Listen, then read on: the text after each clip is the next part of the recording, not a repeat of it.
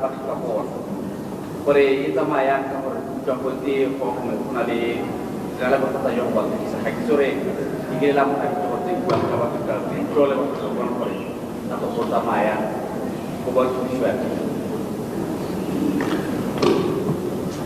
Now, the provisions of the law has sections that deals with assistance to disabled people, specifically the visually impaired and the wheelchair bound.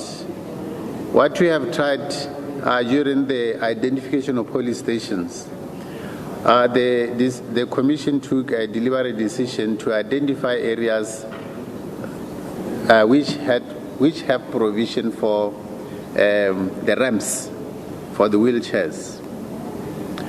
For the visually impaired, the law states that those people they are assisted by presiding officers, accompanied by the AD, the person who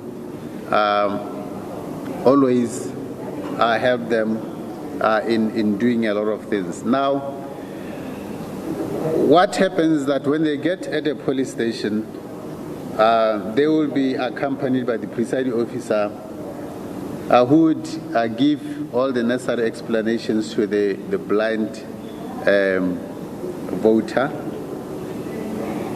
And when they get into the booth, there will be three of them, the presiding officer, the AD, and the visually impaired person. And when they get there, the visually impaired person would say their preference on the ballot paper, and the presiding officer will mark for the visually impaired. Now, the person who comes with the visually impaired is a witness to confirm that the presiding officer has marked the ballot paper as the visually impaired had instructed. That process is in the law, and that's how we help them. But over and above that, the Commission had introduced what you call ballot paper template, a method where some kind of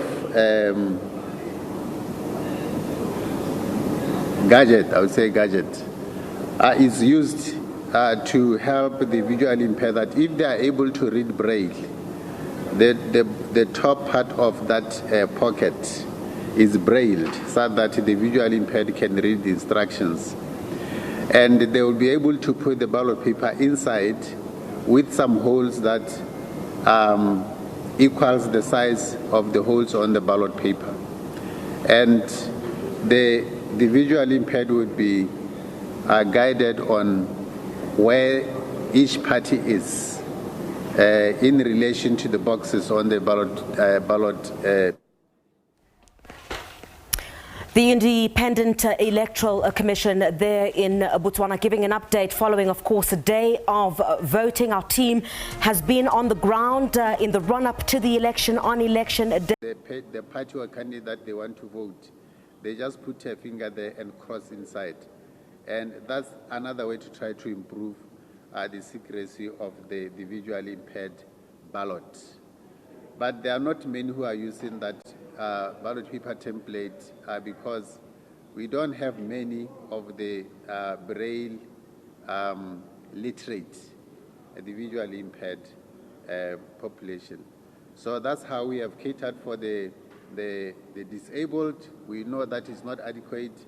It's work in progress to try to bring more of those improvements so that we improve the secrecy of the visually impaired and other disabled voters. Just for information's sake, can you run us through how long the process normally takes? Like when they started around midnight, how long does it take? Just run us through the numbers again. How many people are supposed to vote and how long does that usually take? The process of counting. It's not easy to estimate the length of the process because what we do is simple majority It depends on the number of people who have voted in that particular constituency or polling district. Now, if you talk about 6,000 voters or 10,000 voters, that's a process that may take more than 18 hours to complete. And over above, it will depend whether the candidate have not requested a recount. Now, if you spend 6 hours counting and a candidate asks for a recount, be sure for another additional 6 hours because you have to start afresh. So it's very difficult to estimate when the count is going to finish. But for the past elections, the total results are released, or all the results are released within 2 days after voting. Sorry.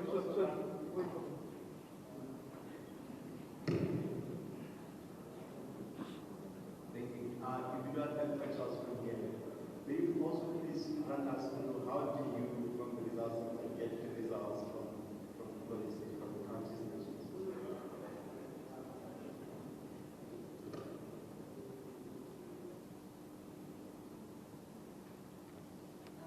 My question, which is, and I apologize if we addressed this at a previous briefing, but firstly, can you give us an update on voter turnout? And secondly, on something about 2 parliamentary candidates that have been cautioned for bribing voters, perhaps?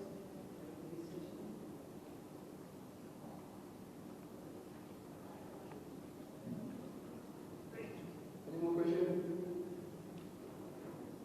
Over to you, sir. Thank you. Yes.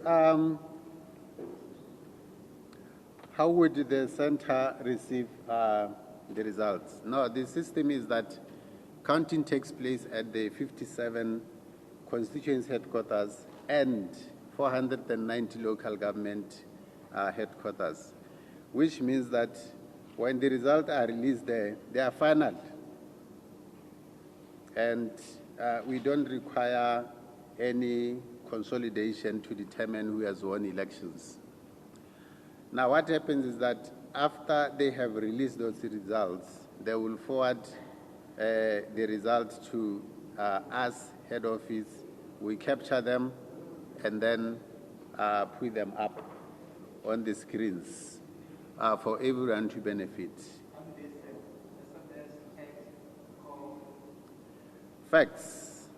They are facts to head office because we have a result slip that has to be completed by the return officer that calculates the distribution of the ballot per candidate and then fax that form. Now we get that form here at the head office. We transfer the results onto a platform, a dashboard, a GIS dashboard, to make it easy to publish here.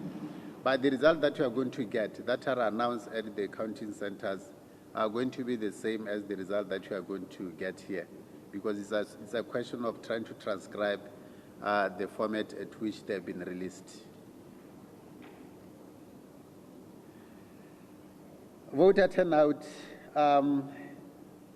I've been trying to get voter turnout from our regional offices, but in most cases, they reached more than 50% of the registered in those constituencies and polling district.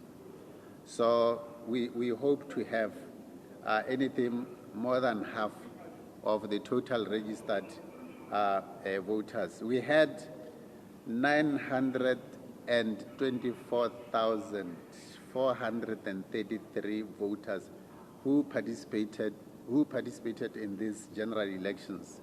Those were the valid registered population. And we believe that we will be able to reach more than half of those having cast their votes by the end of voting today. Earlier on, I mentioned that when dealing with the issues that people found themselves on the wrong side of the provision of the law, that there were some of the candidates who were cautioned on some kind of an unacceptable conduct at police stations. They were questioned. Nothing was done against them because we believe that sometimes they were not even aware what they were doing. They needed someone to remind them, and they obliged. So there was no case that that went further than that. It was just a cautionary reminder to them, and they obliged.